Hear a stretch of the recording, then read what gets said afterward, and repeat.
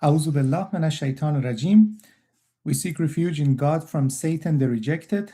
Bismillah ar-Rahman ar-Rahim. In the name of God, most gracious, most merciful. Salãmun Alaykum, peace be upon you. God willing, today we want to have another Quran study session, reading the translation, the authorized translation of Dr. Rashad Khalifa, God's Messenger of the Covenant. And God willing, we want to start from verse 48 of Surah 42. Now, here we have the subtitle of the verse as Sole Mission of the Messenger. If they turn away, we did not send you as their guardian. Your sole mission is delivering the message.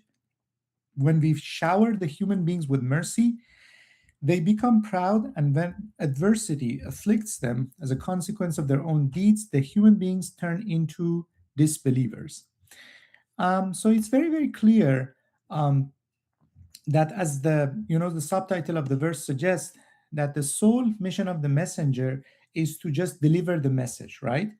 Many people around the world in corrupt Islam, in Shia sect or the Sunni sect, they think that messengers of God can, intercede on their behalf. They think that if they, for example, do salawat, like for example, 1,000 times a day, Muhammad would be able to do anything on their behalf, or he's going to intercede on their behalf. This is absolutely wrong, because they're doing it in the wrong way, because as the Quran suggests, and this is something that rarely people pay attention to, it has been not only this location in the Quran, there are other verses in the Quran that very clearly it is stated that the sole mission of the messengers is to deliver the message. That's it, right?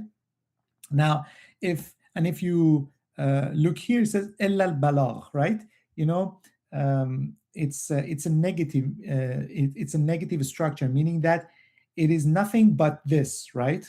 Now, it has been translated in a positive way for the English audience to understand, but the original text is saying that it is nothing but this one, but to deliver the message. Now, when we know this, that the sole mission of the messenger is delivering the message, then we must understand that messengers of God were nothing more than humans, right? They were just humans like us. The only difference between messengers of God and us is that they had inspiration and revelations from God, and they were commissioned to, deliver the message of God to us, right? But there was no other difference between us and the messengers of God, right? So that was the only mission that they had, and it has been very clearly stated in the Quran that the sole mission of the messengers is delivering the message. The messenger of who? The message of who? The message of God, right? So that's what has been stated very clearly in the Quran. Now let's continue with this verse. It says, "To God belongs the sovereignty of the heavens and the earth. He creates whatever he wills, granting daughters to whomever he wills and granting sons to whomever he wills," right? Now, this is very interesting. SubhanAllah, it very clearly states in the Quran that the children that, people have, that whether they are daughters, they are sons, a combination of them, how many children they are going to have, and things like that, it is by the will of God, right? And it says very clearly, granting, right, to whomever he wills, and granting, again, granting daughters to whomever he wills, and granting sons to whomever he wills, right? Even the thought of having children, right? If a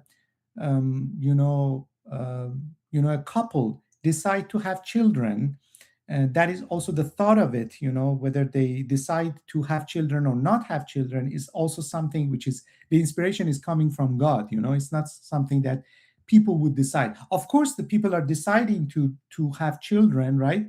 But again, whether that child is going to become boy or girl, or how many children people are going to have, and so on and so forth, everything related to that, it is the will of God, and it's really interesting. And also we have in the next verse that says that, or he may have the males and females marry each other, then render whomever he wills sterile, right? He's omniscient, omnipotent. So we have seen many cases of, I'm sure that it has happened in your immediate family as well, that, or relatives, that you have heard that, okay, a couple are sterile. Either, the male is unable to, create that, bonding in the female womb, or it is the problem with the female, and they sometimes they spend a lot of money and they go to doctor, and then they go through procedures to be able to have children. And again, if it is the will of God, they are going to have children, and if it is not the will of God, they are not going to have children. So very clearly it is stated in the Quran that the people, having children, daughters, sons, whether they are going to have children at all, it is the will of God, and it is very, very clearly mentioned in the Quran. Subhanallah. Now, this, so we had some topics here. So one of them was the sole mission of the messenger. That's very, very clearly mentioned here. The other one is the whether the children, the couples are going to have children or not have children, whether they are going to have daughters or sons and things like that. And then we move to the next topic. The next topic, okay, just give me one moment. I see that, on my other screen, it says that, it is not having clear communication. So sometimes the screen which is streamed, I don't have it over there. Just give me one moment to do it one more time, and then inshallah, we continue with the study.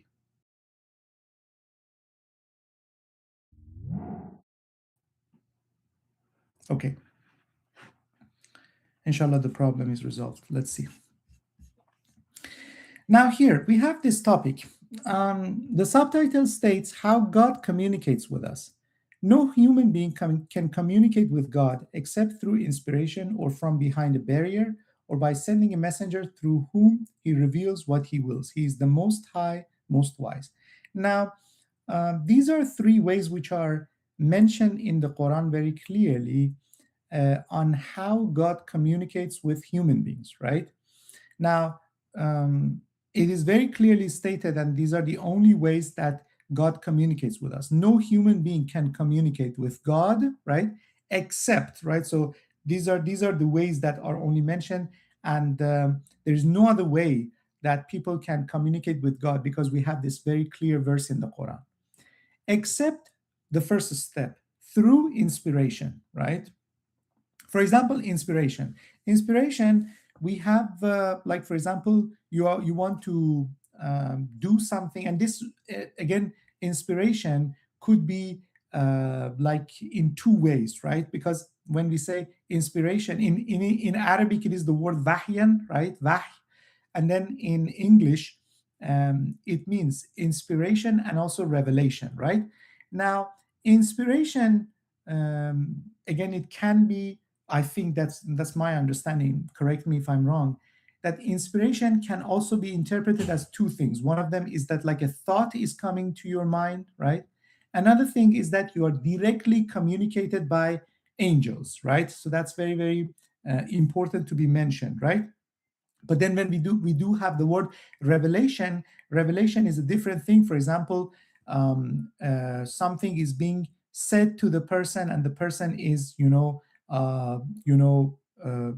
for example, what happened to Dr. Rashad Khalifa, that he told us that, for example, when he was working on the translation of the Quran, at some point his mind, was controlled by angel Gabriel, as we know in the Quran as the spirit, by the capital S, as well as, we know that angel Gabriel is the angel responsible for bringing the messages of God, or the revelations from God, to the people, to the messengers of God, or to bring even inspirations, so that's something that we know from what Dr. Khalifa has told us, right?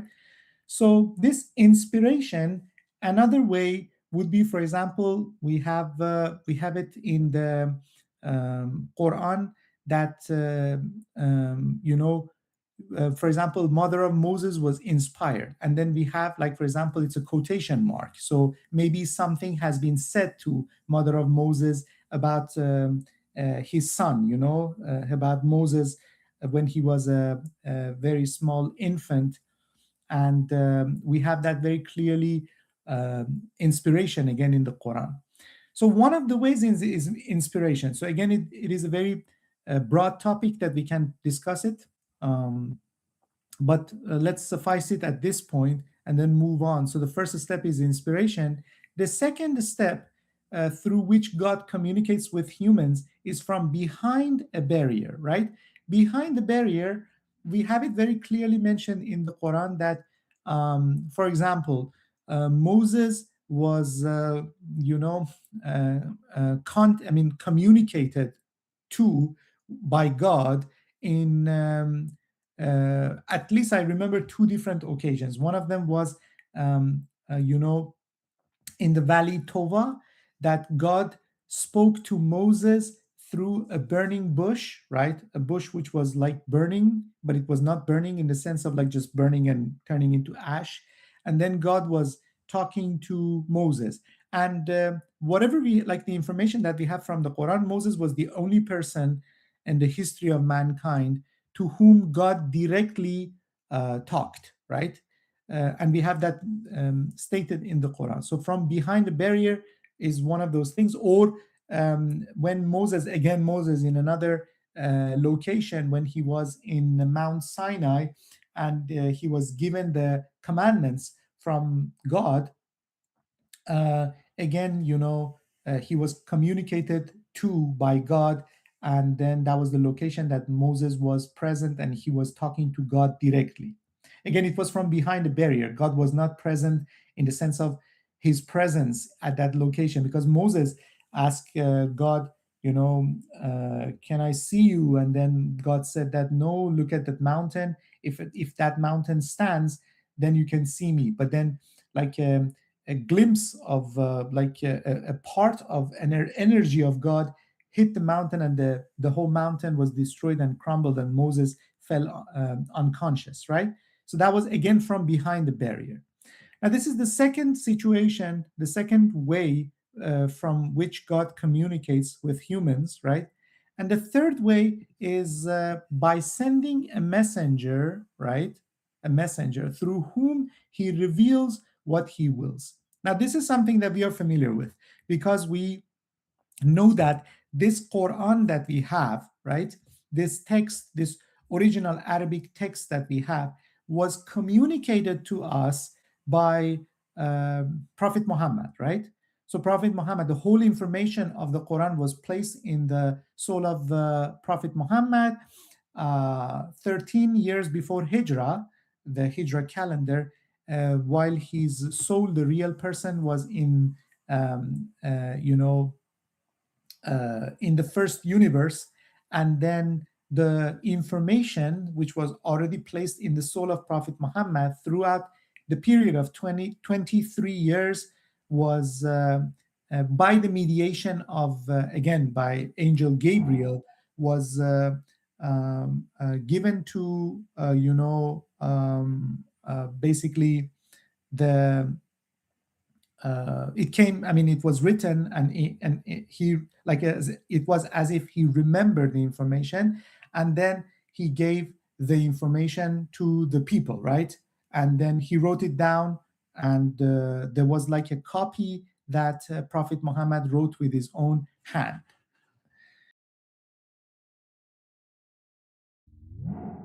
So now the next thing, so the next point is that, for example, so this is the text that Prophet Muhammad, provided to us, the Quran, basically, the Quran in the original text. And then we have like our contemporary messenger, Dr. Rashad Khalifa, God's messenger of the covenant, through whom God communicated with us one more time, right? And so we had the Quran, the original, like the last final testament, the last book, which, because Prophet Muhammad was the last prophet, not the last messenger, he was the last prophet. And then he gave us the Quran, right? and then the Quran stayed, and it was protected by God and His angels. And we have the original text of the Quran. And Dr. Khalifa informed us that throughout those 1400 years, no other messenger came. So after Prophet Muhammad, the next messenger that came to us was Dr. Rashad Khalifa, and he was supported by the mathematical miracle of the Quran. And this translation that we have from Dr. Khalifa, the English authorized translation of the Quran, is the way that God communicated with us, right? Through this messenger. And we have the videos from Dr. Rashad Khalifa, and we have audios from Dr. Rashad Khalifa. So we have so much information that we exactly know what to do, how to be righteous people, how to exactly do the thing that God wanted us to do. We have the answer to almost all our questions. And when I say almost, I mean in the sense that we might have some questions that either it is not the time for us to know it, or we are not ready to know it, or it belongs to the future, or something like that. But still, anything that is related to religion, we know the information. Anything that we need to know, we have the complete information. We have the complete, basically, description of everything. So we have the Quran, right? And we have this wonderful, fantastic authorized English translation. And we do have the videos and audios of Dr. Rashad Khalifa, God's Messenger of the Covenant. We do have the Muslim perspective that he published and edited while he was in this world, alive in this world before his martyrdom. And so we have the information that we need, right? We don't need, like at this moment, we don't need anything else. And we know exactly how to do the religion, how to worship God alone, and so on and so forth. If we just focus on these things and understand this information which is given to us, we would be good, and it's more than enough for all of us to just follow up on the information which is provided to us. It's absolutely fantastic, subhanAllah. So 3 situations how God communicates with us: through inspiration from behind a barrier, which was only for Moses, and by sending a messenger through whom he reveals what he wills. Obviously, there were other messengers before Dr. Rashad Khalifa and Prophet Muhammad. We have the account of those, many of those in the Quran, both prophets and messengers. And then very clearly stated that these people, the messengers of God, were chosen by God. They went to people, to different communities. They provided them with information. They provided them with the religion of truth. And the message has always been the same thing, starting from Prophet Adam all the way to Dr. Rashad Khalifa. The message has been the same thing. The only thing that has happened was that at the time of Prophet Abraham, because humans, became more sophisticated, at the time of Prophet Abraham, almost 4,000 years ago, what happened was that Prophet Abraham was ordered by God to coin the term, submission as the religion of God, right? And then the practices of submission were given to Prophet Abraham, namely salat, contact prayers, zakat, charity, 2.5% of net income, fasting during the month of Ramadan, and Hajj pilgrimage, because we know that it was during the time of Prophet Abraham that Prophet Abraham and his son Prophet Ismail, built the Kaaba in Mecca. So Hajj started from that time. So we have the information, and it has persisted up to the date and until the end of the world, which is going to be the year 2280 AD. It is going to continue, and these are going to be the main practices of submission to God alone. So if anybody wants to call themselves submitter, these are the things that they are supposed to be doing, right? And so we have the information. We have so much information that just studying these things is going to take like a lifetime to really understand them and actually apply them to our life. Now let's continue. Thus, we inspired to you a revelation proclaiming our commandments. You had no idea about the scripture or faith, yet we made this a beacon to guide whomever we choose from among our servants. Surely you guide in a straight path. Subhanallah. The path of God, to whom belongs everything in the heavens and everything on earth. Absolutely all matters are controlled by God. Subhanallah. This is something that is really interesting, and these days I'm personally I'm understanding this, in a better fashion, in a better manner, that all matters are controlled by God. Anything that is happening around the world, it is controlled by God. Not that God wants oppression or bad things for the people. No, that's not the case. People are bringing all these things upon themselves, right, by their own deeds, individually and collectively, right? But then the point is that still all matters are allowed by God, right? But again, remember that this earth is the tiny mote in this universe, in the seventh universe that God has created. And this earth is the dominion of Satan. This is the testing place for Satan and jinns and humans, and everybody's given chance, even given time to exactly show their true colors. But in the end, all matters are controlled by God. It's not that anybody can act out of the system which is created. For example, the example that, obviously this is just an analogy, an example. I'm not saying that this is exactly the case, but think of these video games. In the video games, you have a character, and there are some settings, there are some locations, there are some stories, there are some individuals which are in that game, and the character is supposed to do some certain, to carry out some based on the story of the game. They're supposed to do certain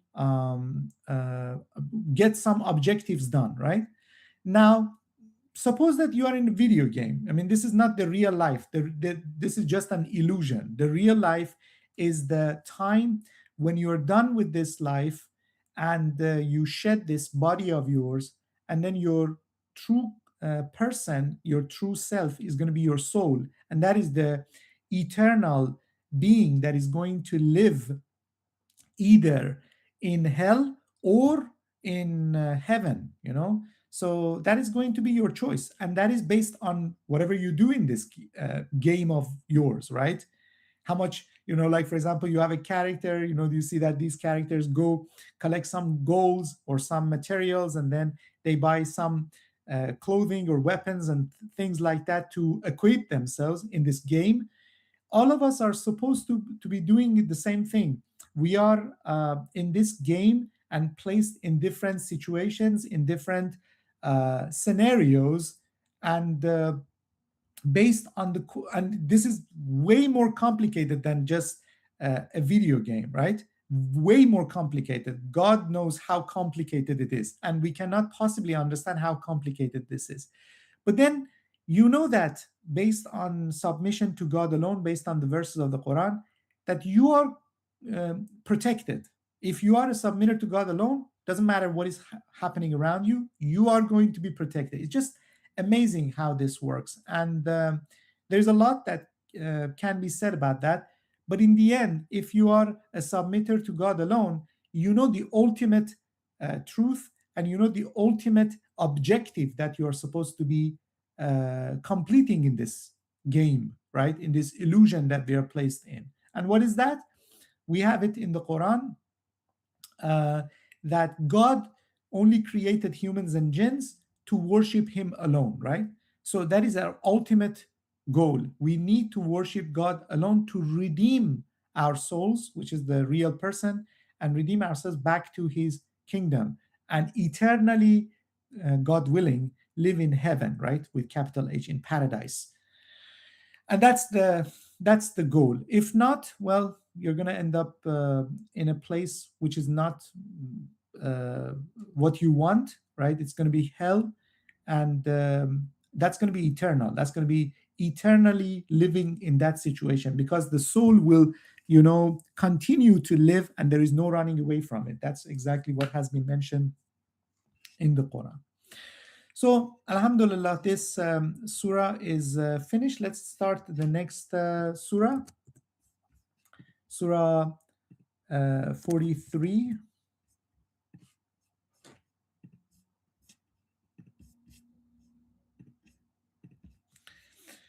So, the Surah 43 is called Al-Zukhruf, or in English, ornaments. In the name of God, most gracious, most merciful. Ha-Mim, H-M, and here we have C footnote 41, the frequency of occurrence of the letters H and M, or Ha and Mim, in the 7 HM initial surahs is 292 and 1855 respectively in all the surahs, right? Together, it's going to be 2147, 19 times 113. And it's just amazing, you know. If I tell you in any language, or forget about just Arabic, in any language, if I tell you that I'm going to give you 292H and 1855M, and I want you to write a story, right? So what does the story require to have? The story needs character, the story needs timeline, the story needs locations, the story needs events, right?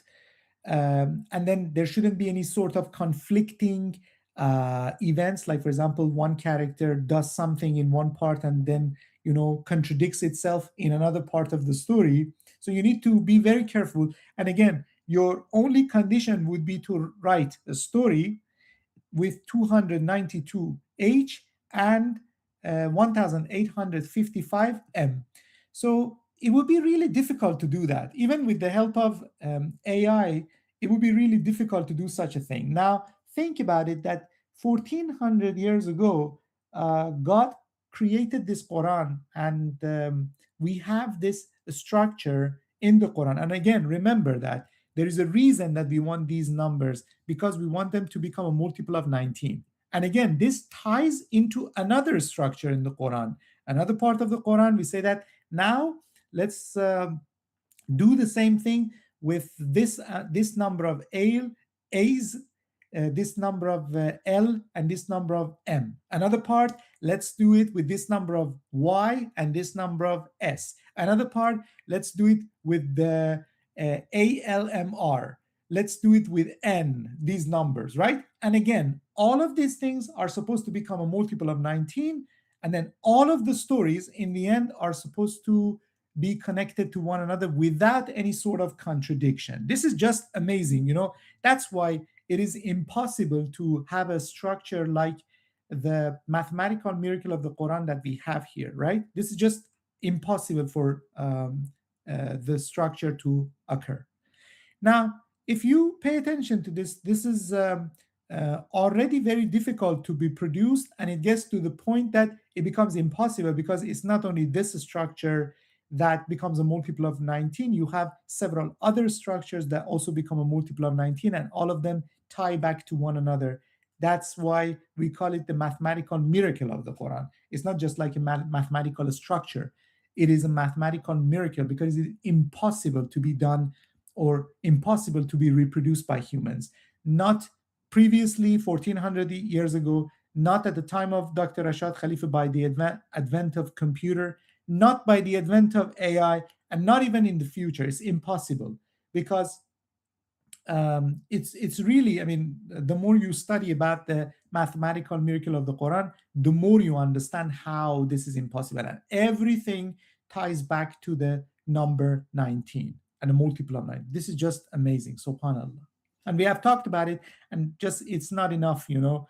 We need to talk about it more and more, and remember why this mathematical miracle is important. Ha-Mim, or HM, and the enlightening scripture. We have rendered it an Arabic Quran that you may understand. Subhanallah.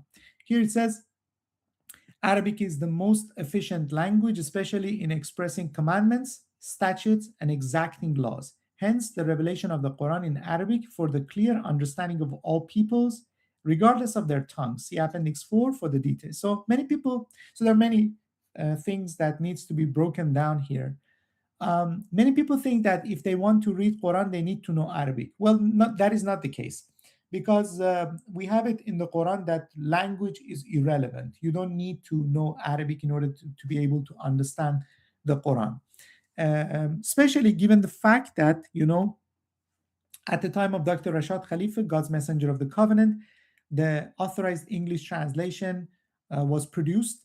And then from that Authorized English translation, other translations in other languages have started to be created from the same structure.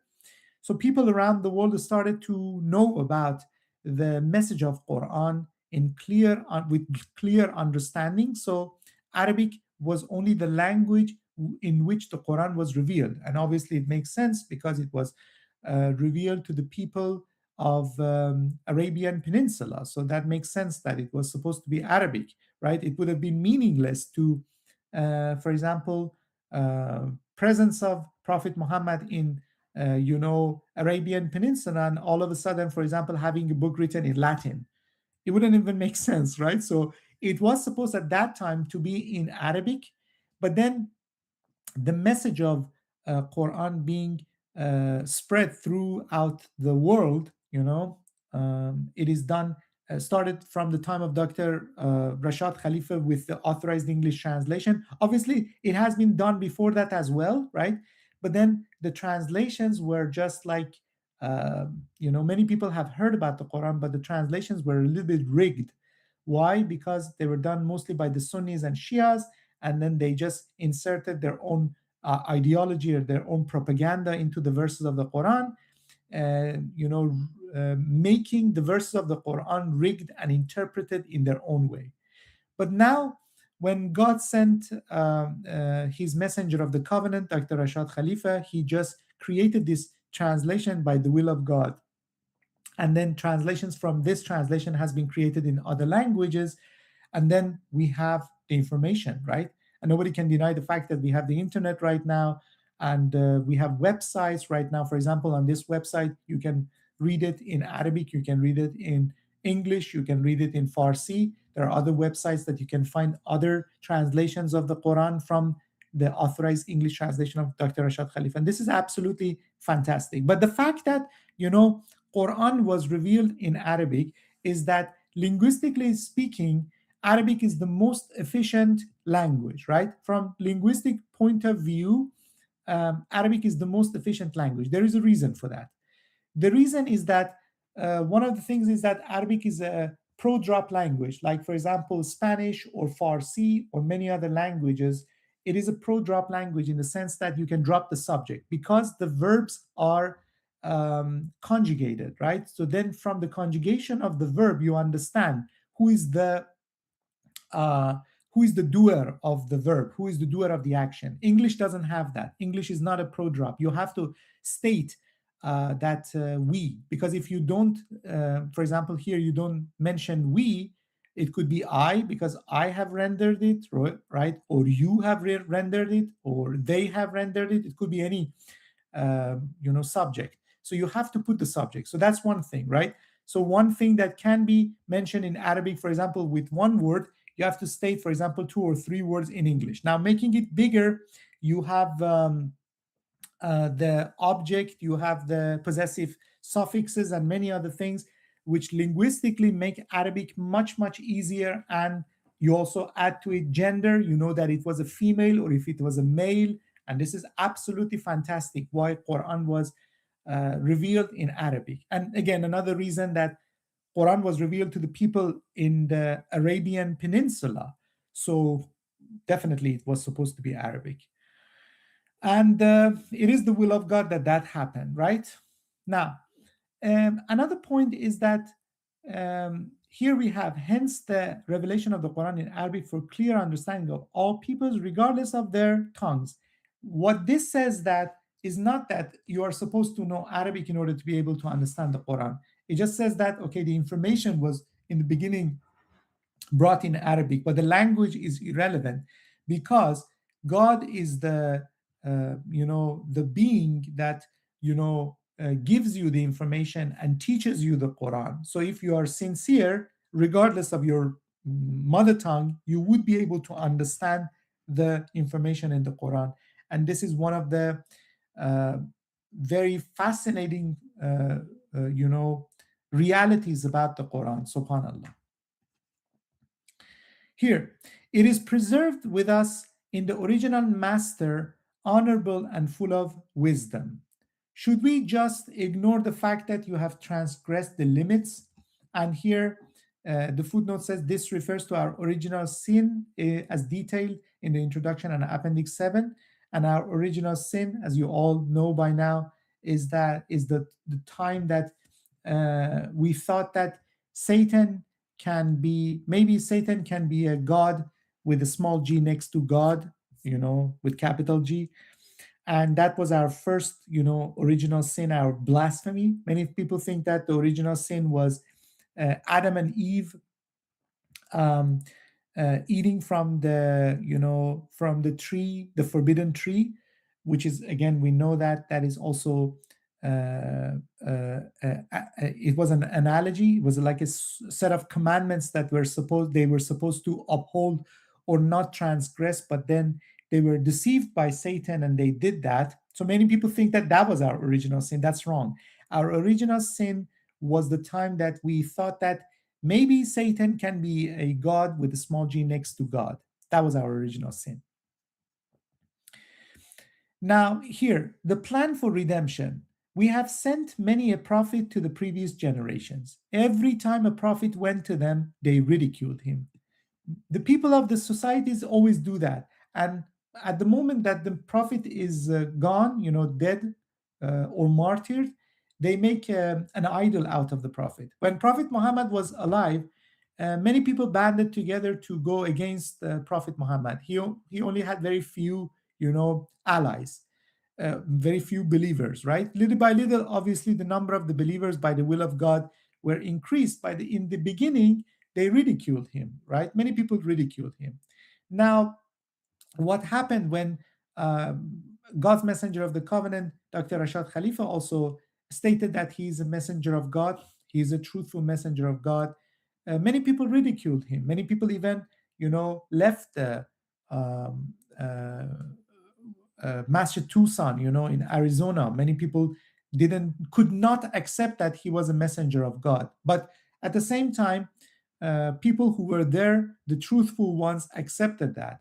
And right now, after almost 35 years, still many people are joining the submission and they are seeing the truth in what Dr. Rashad Khalifa has stated. So this is something which is very true.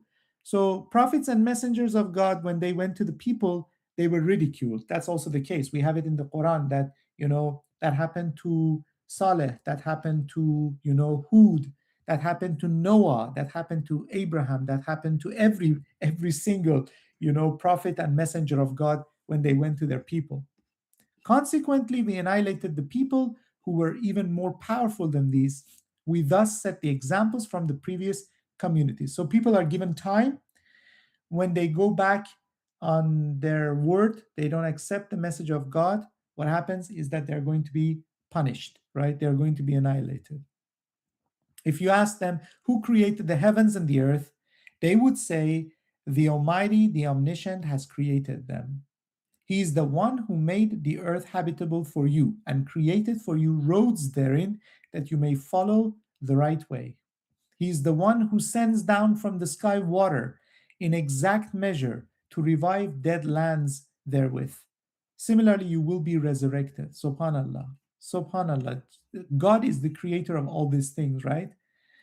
The amount of water that comes from the sky, right, in the shape of rain or snow, it's just amazing. He's the one who created all kinds in pairs, male and female, and he created for you ships and livestock to ride. Subhanallah. As you rest on top of them, you shall appreciate such a blessing from your Lord and say, glory be to the one who subdued this for us.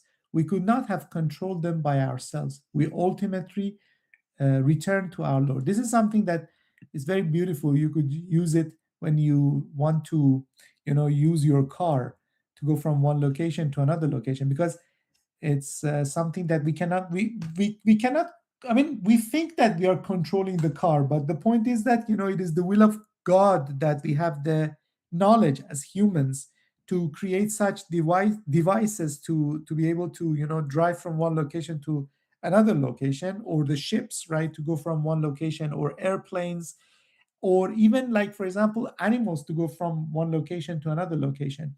But we are not controlling them. It is God who is controlling them, right? And for example, even gigantic ships, right? We think that they can, they are untouchable. No, that is not the case. Many gigantic ships in the oceans are drowned, right? What can the ships do against the currents which is coming at them in the oceans, right? So if it is the will of God, they will, go from one location to another location safely. And if again they have done something that is supposed not to go from one location to another location, they won't be able to complete their journey. And here it says, we ultimately return to our Lord. Angels, now another topic. Angels as daughters, a blasphemy. They even assigned for him, for God, a share from his own creation. Surely the human being is profoundly unappreciative. Has he chosen from among his creations daughters for himself while blessing you with sons? Well, this is a blasphemy that, again, people have attributed to God. Naming angels as daughters of God. This is like an age-old blasphemy. When one of them is given news of a daughter, as they claim for the most gracious, his face is darkened with misery and anger. They say, what is good about an offspring that is brought up to be beautiful and cannot help in war? This goes back to, the age-old prejudice of the Arabs toward the girls, right? They always preferred boys, and still to the date, I heard from one of the audios of Dr. Rashad Khalifa that a person, like a friend of his in Saudi Arabia, said that still to the date, it is the case that, people, the Arabs in Saudi Arabia are prejudiced toward daughters, and it would be the case that they would not want to have daughters instead of boys. They want to have boys. They don't want to have girls. I mean, it's just the prejudice that they have. And you see what they say. What is good about an offspring that is brought up to be beautiful and cannot help in war? They claim that the angels, who are servants of the most gracious, are females. Have they witnessed their creation?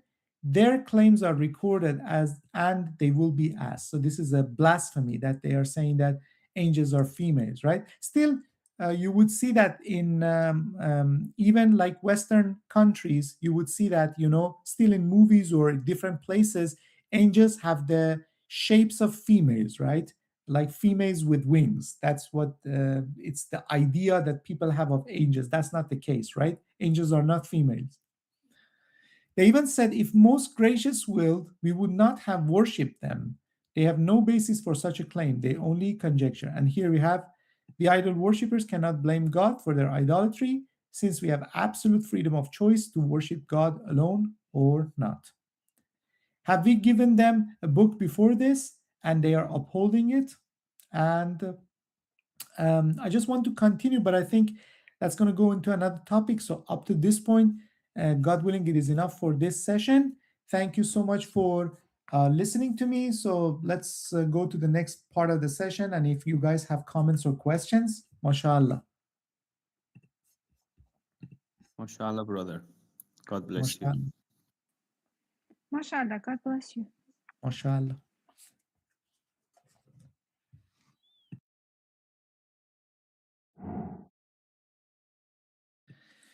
Mashallah, sister.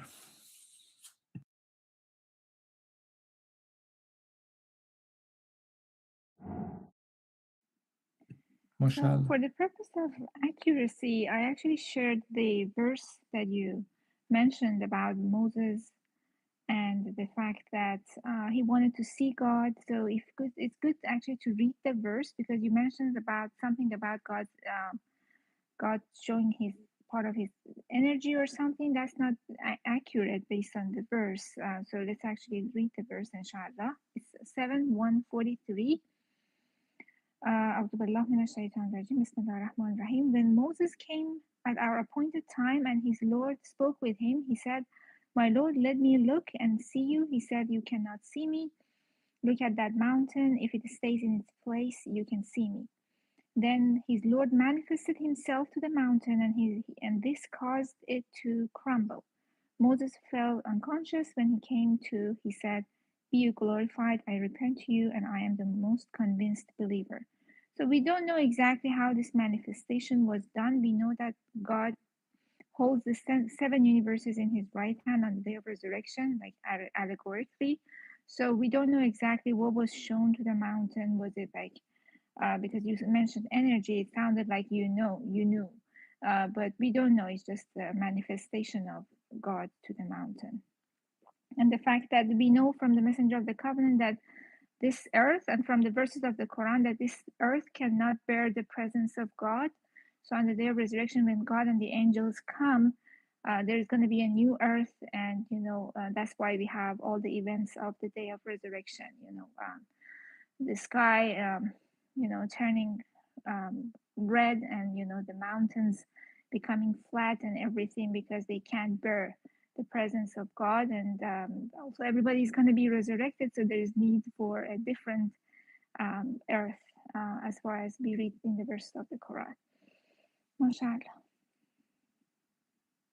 MashaAllah. The reason that I said that was from this part, where, so here we have it in Surah 20, when Moses was talking to Sumerian, the guy who, inspired the people to create the golden calf. Moses told him, he said, "What is the matter with you, O Sumerian?" And then Sumerian said, he said, "I saw what they could not see. I grabbed a fistful of dust from the place where the messenger stood and used it to mix into the golden calf. This is what my mind inspired me to do." And then here it says in the footnote, the Sumerian went to the spot where God spoke to Moses and grabbed a fistful of dust upon which God's voice had echoed.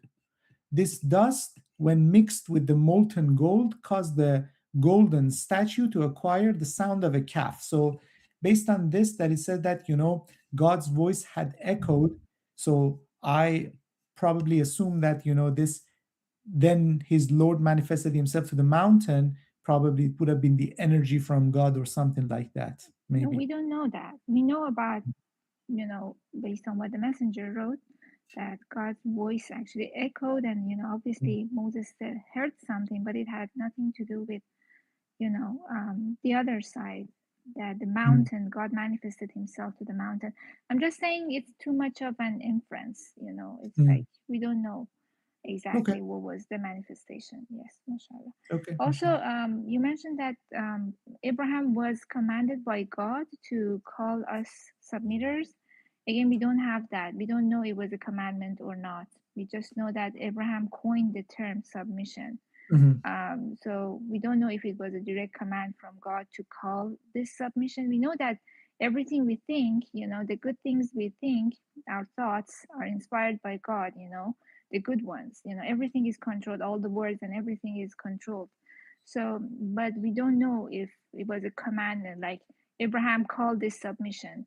Do you have any trace of that in Quran? We just know that Abraham called us and called himself a submitter, coined the term submission.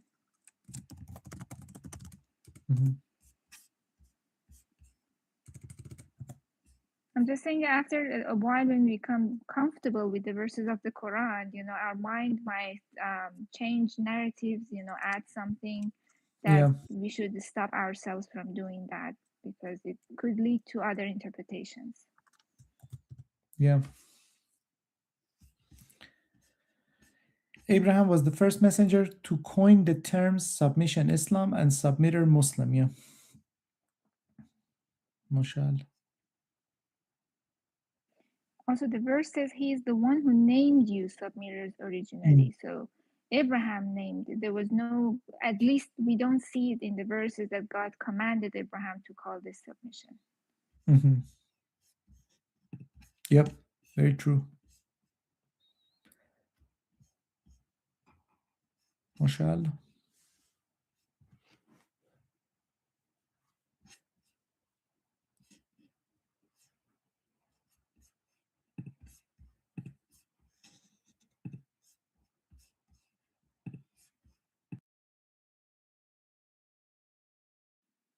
Also about that idea of inspiration, you know, it's good to study the verses that have that translation of inspiration so that we could come to a very like thorough and comprehensive conclusion of what that word actually means. Because we know that the jinns can also, you know, control people's mind if they are not righteous. So we can't say that everything is like that people hear is an inspiration, or you know, it's like an angel talking to people. I had a housemate, and she said like she heard voices telling her to go vote for Trump or help Trump, you know. So we don't know exactly. As far as the person is righteous, God willing, they are not going to come close to the person and, you know, inspire them with bad things. But not every voice, not everything is an inspiration from angels or from God. And just it's good to mention that as well.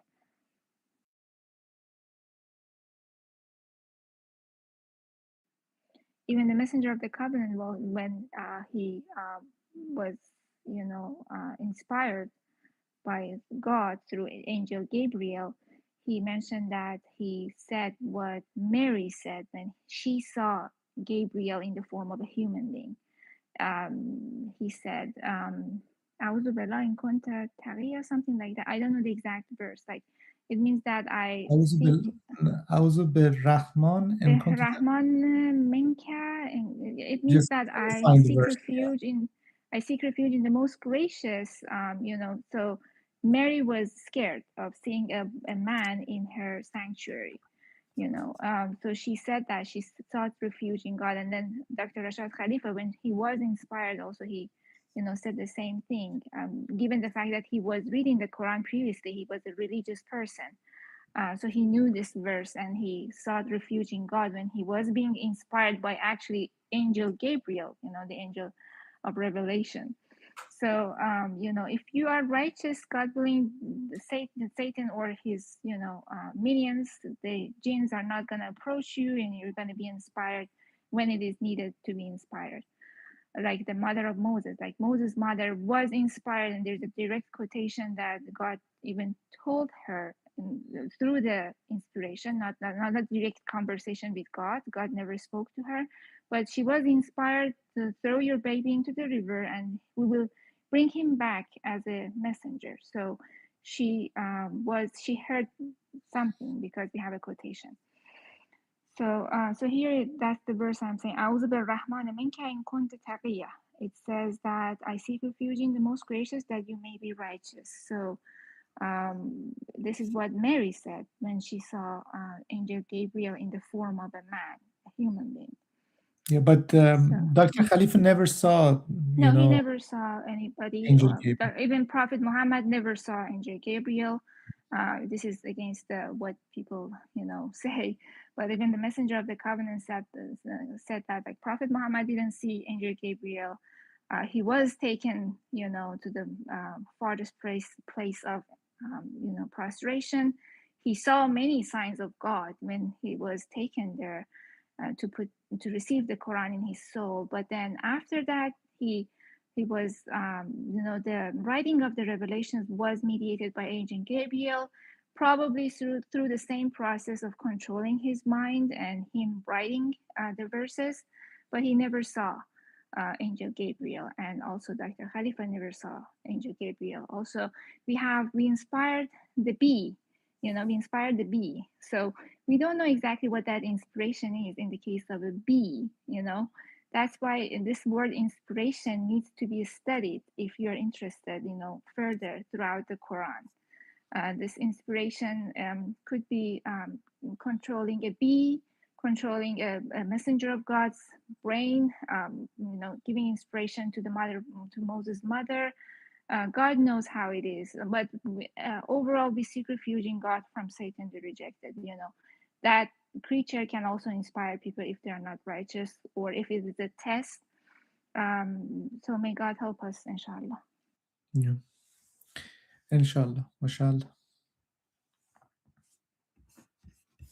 For instance, in the case of the former leader of Iran, there's an interview that he said, there was a meeting and I was sitting there and then God was talking through me. That Khamenei, who is going to go to hell, actually said that God was talking through me. So who knows, what he felt exactly, or how he was, whether we know that he was a liar, but there is this occasion that sometimes, satanic creatures control people because they are not righteous. They are possessed, actually.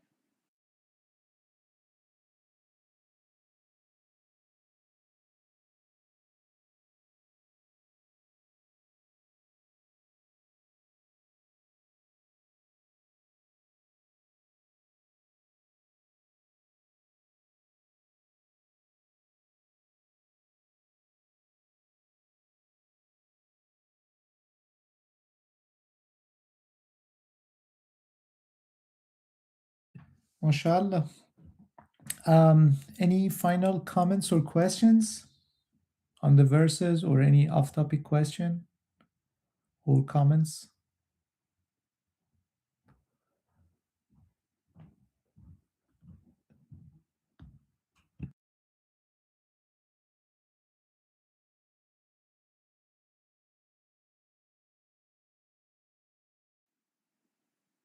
I don't have any more comments. God bless you.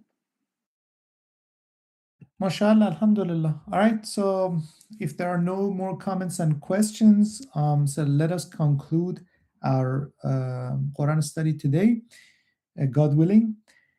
God willing, our next English Quran study session is going to be next week at 10 a.m. California time on Saturday. And until that time, may God be with you. Peace be upon you. Salãmun Alaykum. God bless you all. Salãmun Alaykum.